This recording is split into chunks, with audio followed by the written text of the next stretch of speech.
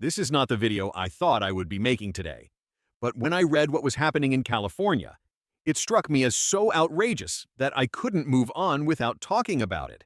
It almost felt unbelievable, yet it is real, written in official policy, and affecting more than 1 million people right now. When something is this irrational, I feel like it deserves to be put under a spotlight, because it's the kind of rule that makes you wonder what exactly the people in charge are trying to accomplish. California has always had a complicated and often frustrating relationship with concealed carry. For years, the state operated under a may-issue system, which meant every county sheriff had discretion to decide who, if anyone, could carry a firearm. In some counties, the sheriff issued permits fairly regularly, and in others, the answer was almost always no. It didn't matter if you had a clean record, went through training, and had a legitimate reason for self-defense. Your approval depended more on geography than merit. Riverside might allow it, while Los Angeles, with its millions of residents, almost never did. The result was a patchwork across the state that left ordinary people uncertain about their rights. The landscape shifted dramatically in 2022 after the Supreme Court's Bruen decision. That case forced states like California to abandon may-issue policies and adopt a shall-issue model. Under this system, sheriffs could no longer deny applications based on personal discretion. Instead, they had to set clear requirements, and if an applicant met them, the permit was supposed to be granted. This ruling was hailed as a major step forward for civil rights, and many Californians finally had a fair chance at legally carrying a firearm for protection. Even so, counties retained power to set parameters for what firearms and configurations they would approve. Some rules are expected background checks, fingerprinting, training, limits on the number of guns listed on a permit. Those make sense in the eyes of most people. The problem is when local authorities use that power to create barriers that go far beyond common standards. That is exactly what happened in Contra Costa County. When I looked at their published list of prohibitions, I was stunned. The first category they exclude is single-action-only handguns. That means if your firearm requires you to cock the hammer manually before firing, it cannot be listed. Historically, single-action revolvers are iconic, known as the guns of the Old West. While they may not be the most popular choice for modern carry, banning them outright seems unnecessary and arbitrary. The list goes further. Contra Costa prohibits any semi-automatic handgun built on the Colt 1911 design. For context, the 1911 is one of the most respected pistols in history, designed by John Browning, adopted by the U.S. military more than a century ago, and trusted by countless law enforcement officers and civilian carriers. It has earned a reputation for accuracy, reliability, and stopping power across the country. The 1911 remains a popular option for self-defense. Yet in this county, anyone who carries one is told it is not suitable. That kind of restriction is hard to justify, especially given the platform's proven track record. The county also bans Derringers and any Derringer variants. These are small, concealable pistols dating back to the 19th century. While they are not as common today, some people still value them for deep concealment or as a backup weapon. Prohibiting them completely raises the same question as with the 1911 what public safety interest is being served. These decisions appear less about practicality and more about restricting choice for its own sake. What makes this even more concerning is that these are not rumors or proposals. They are official, published rules from the sheriff's office. Anyone applying for a permit must comply, and anyone who violates the terms after approval risks losing their license. Imagine investing time and money into training, passing all the checks, and then being told that your firearm choice alone disqualifies you for more than 1.2 million residents. This is the reality in 2025. That is why I find this so outrageous. These are people who have already gone through every background check, every fingerprinting process, every qualification class. They are law-abiding citizens, yet they are being told that some of the most respected firearms in history are off the table. It feels arbitrary, unnecessary, and disconnected from the goal of promoting public safety. Unfortunately, this is only the beginning of the restrictions, and the next part of the list takes things to a level that is even harder to believe. The part of the policy that shocked me most was reading the section on accessories. It wasn't enough to ban single-action pistols, Derringers, and the 1911 platform. Contra Costa County went further, declaring that any firearm with a mounted laser sight, tactical flashlight, or red dot optic would not be approved. That is spelled out directly on the sheriff's official website. If your gun has a laser, if it carries a rail-mounted light, or if it has a red dot, it cannot be listed on your permit. These items are not gimmicks. They are safety tools. A red dot sight makes it easier for shooters to quickly acquire and maintain accuracy, particularly under stress or for those with vision challenges. Instead of lining up front and rear irons, you simply place the dot on the target. A laser sight projects a visible point onto the target, giving immediate feedback and helping reduce missed shots at close range. A flashlight is perhaps the most valuable of all. In low-light conditions, it lets you identify what is in front of you, distinguish threats from bystanders, and see beyond the immediate target. All three of these devices exist to enhance safety. Yet, this county decided they disqualify a firearm from concealed carry. Public safety is supposed to mean reducing risks. Every major law enforcement agency stresses the importance of target identification. In real-world scenarios, many defensive shootings occur at night or in dimly lit areas. Being able to illuminate a potential threat before firing is critical. Removing that option creates a higher chance of mistakes. The same is true for optics. Accurate shots reduce the risk of stray rounds. By banning these devices, the county isn't making carry safer. It is handicapping people who are trying to be responsible.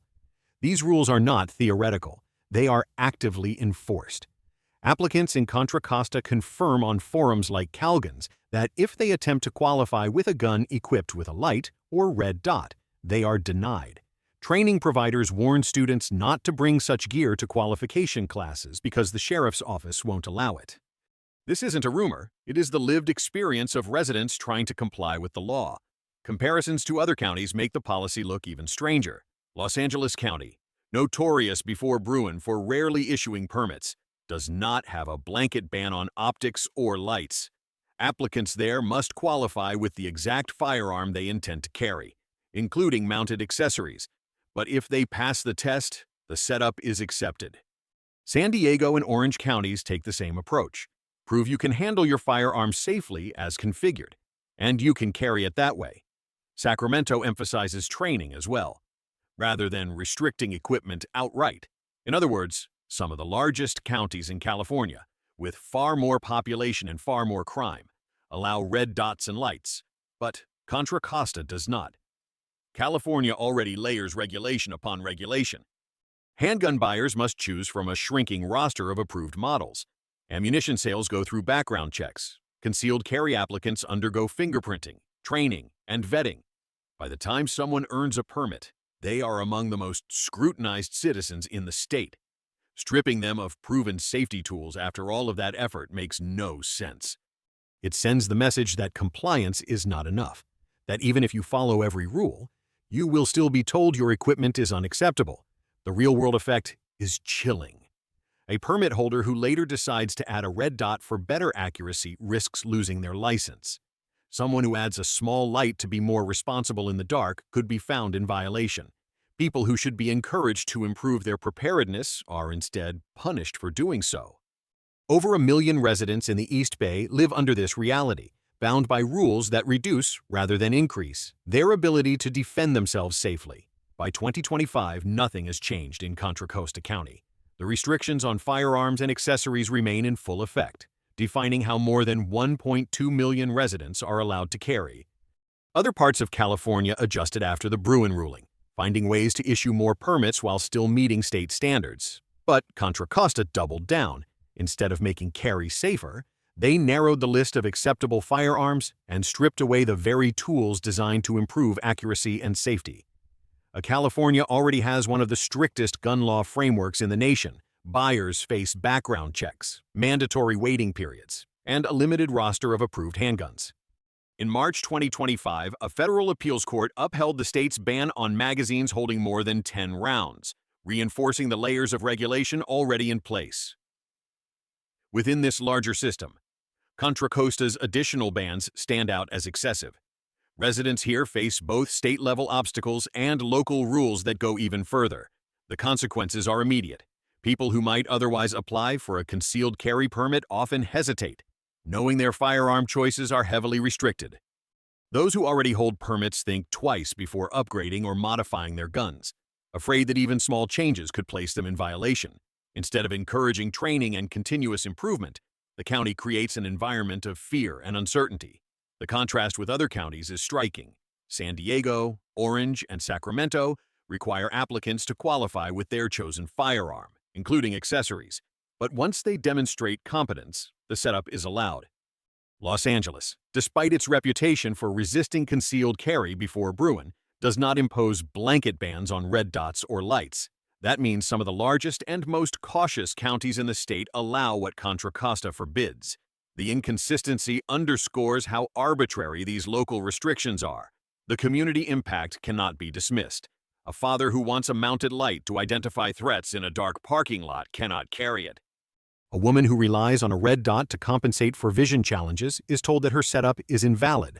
A lifelong 1911 enthusiast is denied simply because the sheriff's office rejects an entire platform that has been trusted for more than a century. These are not rare or exotic preferences. They are practical choices made by responsible, law-abiding citizens. Yet the county treats them as unacceptable. The irony is that none of this affects criminals. People who commit crimes with firearms are not applying for permits, not qualifying at training ranges, and not submitting to fingerprinting.